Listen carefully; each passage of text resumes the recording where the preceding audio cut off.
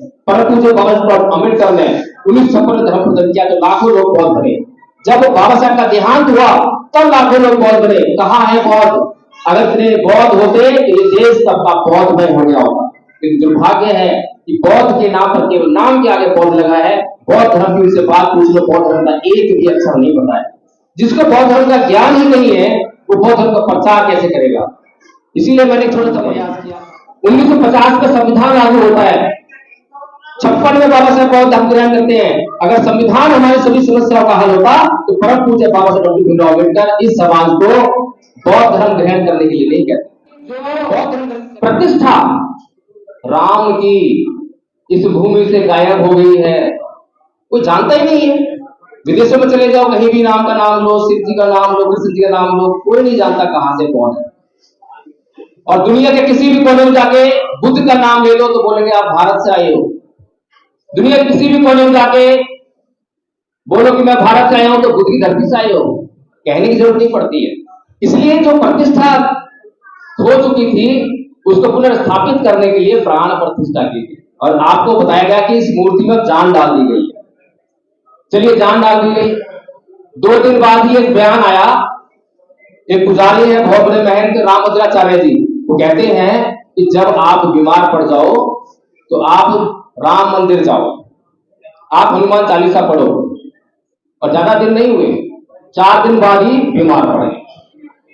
अब इस देश के लोग वो प्लेबेंस की तरह से हैं जिनको मंदिर चाहिए और मंदिर के नाम पर वोट देने के लिए तैयार रहते हैं। 4 दिन बाद रामभद्राचार्य जी बीमार पड़ गए, ना तो वो राम मंदिर गए और ना ही उन्हें हनुमान चालीसा पढ़ा।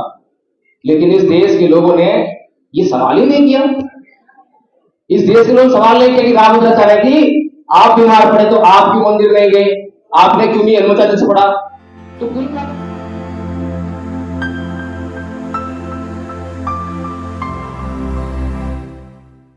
इस समय मैंने खुद मांगा है, मुझे लगा कि आप लोगों के बीच में कुछ बातें रखनी चाहिए। शब्द बहुत महत्वपूर्ण होते हैं, कि शब्दों से भाव निकलते हैं और ये भाव भावना बनाते हैं और भावना से विचार बनते हैं और विचारों की विचारधारा निकलती है। और विचारधारा तय करती है कि आपके जीने की राह कैसी है। अभी कुछ वक्त आप पूर्व में बोल रहे थे, अनजाने में बोल रहे थे, मैं लांछन नहीं लगा रहा, कुछ शब्दों का प्रयोग किया जो कि हमारी जिस विचारधारा की हम बात कर रहे हैं उसके सर्वथा विपरीत है। महात्मा शब्द का इस्तेमाल कर रहे हैं, महात्मा ज्योतिबा फूले, महात्मा बुद्ध। ये हमें कहने में देर नहीं लगनी चाहिए कि ये कौन सी संस्कृति के शब्द हैं। जब हम इन शब्दों का इस्तेमाल करते हैं तो हमारा जुड़ाव सीधे वही हो जाता है, कनेक्शन नहीं बैठ जाता है। तो इसलिए हमें शब्दों का जो है थोड़ा सोच समझ के इस्तेमाल करना चाहिए। एक बार की बात है, एक बुढ़िया थी, एक खंबे के नीचे जो है जहां लाइट जल रही थी वहां पर अपनी सुई ढूंढ रही थी। बहुत देर हो गई सुई ढूंढते ढूंढते, एक आदमी आया, उसने कहा भी बुढ़िया परेशान हो रही है, मैं भी थोड़ी हेल्प कर दो। तो वो भी लग गया सुई ढूंढवाने के लिए। बहुत देर बाद वो बोला कि हे बूढ़ी भाई, क्या तेरी सुई जो तेरे पता है कि यही खोई थी? तो बुढ़िया बोलती है कि नहीं बेटा, सुई तो मेरी झुग्गी में खोई थी, झोपड़ी में खोई थी, लेकिन यहाँ रोशनी है इसलिए मैं यहाँ ढूंढ रही हूँ। तो ये हालात आज हमारे देश में बहुजन आंदोलन के हैं। जितने भी आंदोलन चल रहे हैं दिशाहीन चल रहे हैं। अभी पूर्व में बहुत सारे आंदोलन हुए, कोई ईवीएम का आंदोलन कर रहा है, कोई विश्वविद्यालय नौकरी का आंदोलन कर रहा है, कोई आंदोलन कर रहा है। लेकिन क्या आंदोलन चलना चाहिए था, उस पर ध्यान नहीं। हमारे महान पुरुषों ने कभी भी अपने आप को एमएलए एमपी बनाने का आंदोलन नहीं किया। समाज को एमएलए एमपी बनना चाहिए, समाज को एमएलए एमपी बनाने का आंदोलन किया। लेकिन क्या आज जो आंदोलन चल रहे हैं, अभी हमने देखा कि लोकसभा चुनाव से पहले अभी जो आंदोलन कर रहे थे वो अपने एमएलए एमपी बनने की राह तलाश रहे थे। कहीं कांग्रेस में जगह मिल जाए, कहीं बीजेपी जगह मिल जाए, कहीं समाजवादी पार्टी मिल जाए, कहीं बसपा मिल जाए। तो यानी कि जो आंदोलन चल रहे थे वो सामाजिक हित के लिए नहीं चल रहे थे, सामाजिक उद्देश्य के लिए नहीं चल रहे थे, समाज के किसी मिशन मूवमेंट के लिए नहीं चल रहे थे, वो आंदोलन अपने लिए चल रहे थे। और जब तक कोई आंदोलन समाज के लिए नहीं चलेगा तो समाज का उद्देश्य कहां से पूरा होगा। एक कहानी और है रोम की। रोम में दो जातियां थी, एक शासक जाति थी पैट्रिशियन, और एक शोषित जाति थी, जैसे हमारी जातियां हैं चमार, भानक, माली, ये जो SC ST OBC, प्लेबियन। तो प्लेबियंस को कोई अधिकार नहीं था कि वो राजा बन सके या राजा को चुन सके। तो बड़े लंबे संघर्ष के बाद प्लेबियन ने वो एक अधिकार प्राप्त कर लिया कि वो अपने वोट के जरिए अपना राजा चुन सकते हैं, बड़े मुश्किल से। लेकिन वहां पर एक परंपरा थी, वो परंपरा थी कि वहां पर एक देवी को बड़ी मान्यता थी, और कोई भी जो राजा चुना जाता था तो उस राजा को देवी के मंदिर में जाना पड़ता था, और उस मंदिर में पुजारी था। तो पुजारी जो है देवी से पूछता था कि क्या तुझे ये राजा स्वीकार है। केवल उस देवी की स्वीकृति के बाद ही उस राजा को राजा नियुक्त किया जा सकता था। प्लेबियंस ने बहुत सालों तक बड़ा कड़ा संघर्ष किया था, खूनी संघर्ष भी हुआ, बहुत सारी जानें भी गंवाई। लेकिन जब उनका चुनाव हुआ राजा, क्योंकि संख्या में प्लेबियंस ज्यादा थे और शासक वर्ग कम था, तो प्लेबियंस का जब राजा उस मूर्ति के सामने गया तो वहां मंदिर के पुजारी ने कहा कि ये राजा जो है देवी को पसंद नहीं है, देवी इस राजा को नहीं चाहती। तो प्लेबियंस ने इतने लंबे संघर्ष के बाद केवल एक ऐसी मान्यता जो कि अंधविश्वास से भरी थी, अंधश्रद्धा से भरी थी, उसके पीछे कोई वैज्ञानिकता नहीं थी, कोई तर्क नहीं था, उसके कारण इतने लंबे संघर्ष के बाद जो अधिकार प्राप्त किया था उसको झटके में गवा दिया। आज यही हालत हमारी भी हुई। यह समाज संख्या में 85% है और इस पर राज करने वाले लोग केवल 3% हैं। कारण हमने देखा पीछे अभी जो है 22 जनवरी को राम मंदिर का बहुत उद्घाटन हुआ, उसमें प्राण प्रतिष्ठा डाली गई। अब सोचने वाली बात है कि प्रतिष्ठा जो शब्द होता है उसका मतलब क्या होता है। प्रतिष्ठा का मतलब होता है मान सम्मान को स्थापित करना, ये होता है ना, प्राण फूकना नहीं होता। तो यानी कि जो प्रतिष्ठा राम की इस भूमि से गायब हो गई है, कोई जानता ही नहीं है। विदेशों में चले जाओ, कहीं भी नाम का नाम लो, शिव जी का नाम लो, कृष्ण जी का नाम लो, कोई नहीं जानता कहां से कौन है। और दुनिया के किसी भी कोने में जाके बुद्ध का नाम ले लो तो बोलेंगे आप भारत से आए हो। दुनिया के किसी भी कोने में जाके बोलो कि मैं भारत से आया हूं तो बुद्ध की धरती से आए हो, कहने की जरूरत नहीं पड़ती है। इसलिए जो प्रतिष्ठा हो चुकी थी उसको पुनर्स्थापित करने के लिए प्राण प्रतिष्ठा की थी, और आपको बताया गया कि इस मूर्ति में जान डाल दी गई है। चलिए जान डाल दी गई, 2 दिन बाद ही एक बयान आया, एक पुजारी है बहुत बड़े महंत रामभद्राचार्य जी, वो कहते हैं कि जब आप बीमार पड़ जाओ तो आप राम मंदिर जाओ, आप हनुमान चालीसा पढ़ो।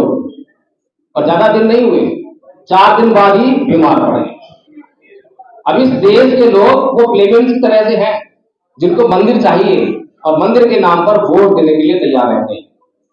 4 दिन बाद रामभद्राचार्य जी बीमार पड़ गए, ना तो वो राम मंदिर गए और ना ही उन्हें हनुमान चालीसा पढ़ा।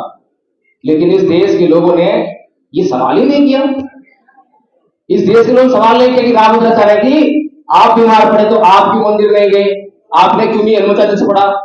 तो कुल मिलाकर कहने का मतलब ये है कि हमारा जो आंदोलन है वो किस दिशा में चल रहा है उसकी जांच भी हमें करनी चाहिए। आज परम पूज्य बाबा डॉक्टर भीमराव अम्बेडकर की जयंती को मनाने के लिए हम इकट्ठा हुए हैं।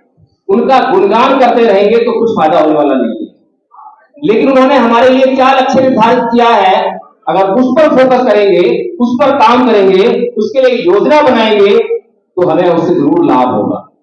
हमारे जो महापुरुष हुए हैं, माननीय साहेब कांसीराम जी का भाषण जिन्होंने सुना हो, कभी उन्होंने बाबा साहेब का गुणगान किया क्या? नहीं किया। लेकिन जो उन्होंने बाबा साहेब के द्वारा लक्ष्य निर्धारित किया था उसको अपना लक्ष्य बनाकर उसकी कैसे उसको प्राप्त किया जाए उसकी योजना बनाई, उस पर काम किया और लक्ष्य को प्राप्त कर लिया। ये सीधी सी बात है, कोई मैं अटपटी बात नहीं कर रहा हूं। जो हमारे सामने हमारे महापुरुषों ने हमें गुलामी से निकालने के लिए जो लक्ष्य हमारे लिए निर्धारित किया है, अगर हम उसको समझेंगे नहीं तो हम जो है उसके लिए योजना नहीं बना पाएंगे। योजना नहीं बनेगी तो हम काम नहीं कर पाएंगे। परम पूज्य बाबा डॉक्टर भीमराव अम्बेडकर बचपन से अत्याचार सहन कर रहे थे। अभी साहब बता रहे थे कि उनको गाड़ी में नहीं बैठने दिया, जब नाई के पास बाल काटने गए तो नाई ने बाल नहीं काटे, स्कूल में पढ़ने के लिए गए तो अध्यापक ने उन्हें भीतर बैठकर पढ़ने नहीं दिया, जब प्यास लगी तो चपरासी ने उनको पानी नहीं पिलाया, चपरासी ने तो पानी कैसे पीते, जब नौकरी पाली वडोदरा रियासत में नौकरी करने गए तो चपरासी ने उनको फाइल दी नहीं बल्कि उनको फेंक के मारी, नौकरी नहीं करने दी। ये दुनिया भर के अत्याचार वो सहन कर रहे थे, उन्हें समझ में नहीं आ रहा कि अत्याचार क्यों हो रहा है, कौन कर रहा है। लोग कह रहे थे कि नाई अत्याचार कर रहा है, अध्यापक अत्याचार कर रहा है, गाड़ी वाला अत्याचार कर रहा है, चपरासी अत्याचार कर रहा है, लोग ऐसा सोचते, आज भी सोचते हैं ऐसे ही। SC ST एक्ट है, हमारा ब्राह्मण अत्याचार कर रहा है, पढ़िया अत्याचार कर रहा है, चलो SC ST एक्ट है मृत्यु दंड कराओ। लेकिन जब परम पूज्य बाबा साहब डॉक्टर भीमराव अम्बेडकर इस देश के हिंदुओं के जिस व्यवस्था से वो आते थे, वो जब धर्म ग्रंथ उनके पढ़ते हैं, रामायण महाभारत मनुस्मृति को पढ़ते हैं, तो वो इस नतीजे पर पहुंचते हैं कि ये जो मेरे ऊपर बचपन से अत्याचार हो रहे थे, ये ना तो कोई नाई अत्याचार कर रहा था, ना अध्यापक अत्याचार कर रहा था, ना कुछ अपराधी अत्याचार कर रहा था, बल्कि ये एक व्यवस्था है जो मुझ पर अत्याचार कर रही थी। मुझ पर ही अत्याचार नहीं कर रही थी, बल्कि मेरे पूरे समाज पर हजारों सालों से अत्याचार कर रही थी। इसीलिए उन्होंने 25 दिसंबर 1927 को मनुस्मृति को आग के हवाले किया और 13 अक्टूबर 1935 को यह निर्णय लिया, मंच के माध्यम से घोषणा की कि मैं हिंदू धर्म में पैदा हुआ, यह मेरे बस की बात नहीं थी, लेकिन मैं हिंदू मरूंगा नहीं। और 21 साल बाद परम पूज्य बाबा साहब डॉक्टर भीमराव अम्बेडकर 14 अक्टूबर 1956 को नागपुर की दीक्षा भूमि से बौद्ध धर्म को ग्रहण करते हैं। लेकिन इन दोनों बातों का हमसे कुछ सरोकार नहीं है।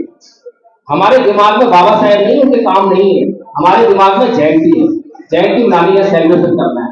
हम सेलिब्रेट करने वाले लोग हैं, हम ताली बजाते हैं क्योंकि हमें मजा आया, सुनने में अच्छा लगा, इसलिए ताली बजाते। मनोरंजन की संस्कृति में जीने वाले लोग हैं। आज यहाँ पर भगवान बुद्ध की तस्वीर नहीं है। जो प्रथम गुरु हैं बाबा साहेब के, 3 गुरु बताए थे सुमित जी ने। प्रथम गुरु तथागत बुद्ध हैं, दूसरे गुरु कबीरदास हैं, तीसरे गुरु महामना ज्योतिबा फूले हैं। तो परम पूज्य बाबा साहेब डॉक्टर भीमराव अम्बेडकर इस समाज की समस्याओं पर फोकस करते हुए कहते हैं कि इस समाज पर एक व्यवस्था लगातार अत्याचार कर रही है और इस देश में 2 संस्कृतियों के बीच में लगातार संघर्ष चल रहा है, युद्ध चल रहा है।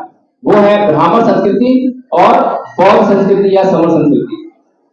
तो परम पूज्य बाबा साहेब भीमराव अम्बेडकर जब ये कहते हैं कि आपकी सभी समस्याओं का हल राज्य सत्ता में है, इसलिए राज्य सत्ता को हासिल कर लो, राज्य सत्ता को हासिल कर लो, तो खाली इतना कहकर नहीं छोड़ देते, उसके लिए एक योजना बताते हैं कि आपको राज्य सत्ता कैसे हासिल होगी, कैसे आप जो उससे महरूम हो। संख्या तो आपकी ज्यादा है।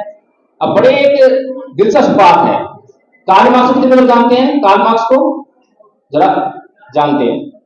कार्ल मार्क्स ने जिन लोगों के लिए सिद्धांत दिया, सभी जानते हैं कि मजदूरों के लिए उसने जो सिद्धांत दिया, मजदूरों पर अत्याचार हो रहे थे, मजदूरों का शोषण हो रहा था, तो इसके लिए उसने क्या कहा कि हे दुनिया भर के मजदूरों, तुम संख्या में अधिक हो, तुम इकट्ठे हो जाओ, तुम इन फैक्ट्रियों पर कब्जा कर लो और इन फैक्ट्रियों को तुम अपने हाथों चलाओ और उसका जो लाभ होगा आपस में बांट लो।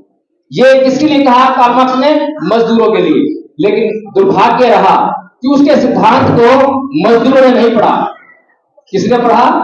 जो लोग उनका शोषण कर रहे थे, उन लोगों ने उस सिद्धांत को बड़ी बारीकी से पढ़ा। फिर क्या किया? फिर पढ़कर जो है उनको सहूलतें दे दी। और आज हम देखते हैं कि जहां पर कार्ल मार्क्स की विचारधारा पर आधारित पार्टियों के अंदर मजदूरों को संगठित होना चाहिए था, कोई नहीं है। कोई कांग्रेस में, कोई बीजेपी में, कोई कहीं पर है, कोई मतलब ही नहीं कार्ल मार्क्स से। मजदूर नहीं जानते कार्ल मार्क्स कौन था, जबकि उनका जो सबसे बड़ा जो कहें कि उनको क्या कहते हैं सहूलतें देने वाला व्यक्ति कोई रहा, उनका मसीहा जो है वो कार्ल मार्क्स था। ऐसी स्थिति भारत में बहुजन समाज की है, दलितों की है। दलितों के लिए जो बातें बाबा साहेब डॉक्टर भीमराव अम्बेडकर ने लिखी, उन बातों को दलित नहीं पढ़ते हैं। अगर दलितों ने पढ़ी होती तो उन्होंने अपनी लक्ष्य बनाया होता, योजना बनाई होती, इस पे काम कर रहे थे, हासिल कर लेते। नहीं पढ़ते। तो किसने पढ़ा? आरएसएस ने पढ़ा, हिंदुओं ने पढ़ा। इसीलिए उन्होंने 1925 में अपना एक संघ बना लिया और संघ बनाकर उन्होंने, बाबा साहेब कहते हैं कि आपकी सभी समस्याओं का हल राजनीतिक सत्ता में है। इस बात को पढ़ने के बाद भी आरएसएस ने अपनी राजनीतिक पार्टी की स्थापना नहीं की। सभी जानते होंगे उनकी पहली राजनीतिक पार्टी कब बनती है? 1977 में, जनसंघ ग्रुप। तो क्या कर रहे हैं 1925 से? 1925 से लेकर अब तक जो बाबा साहब कह रहे हैं हमारे समाज के लिए, वो कर रहे हैं अपना सांस्कृतिक विकास करने का, अपनी संस्कृति को इस देश में लोगों के दिमागों में, मन मस्तिष्क में बैठाने का। तो क्या काम चल रहा है? मंदिर का काम चल रहा है, मस्जिद को तोड़ने का काम चल रहा है।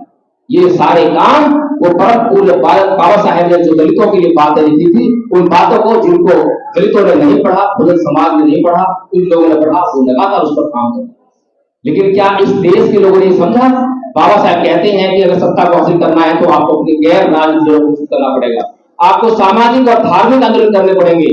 बाबा साहब के 2 लक्ष्य है बहुजन समाज के लिए कि सत्ता प्राप्त करो और दूसरा भारत को बौद्ध में कर लो, क्योंकि अगर भारत बौद्ध में होगा, आप सभी बौद्ध बन जाओगे तो आपकी सभी समस्याएं अपने आप छूट जाएंगी।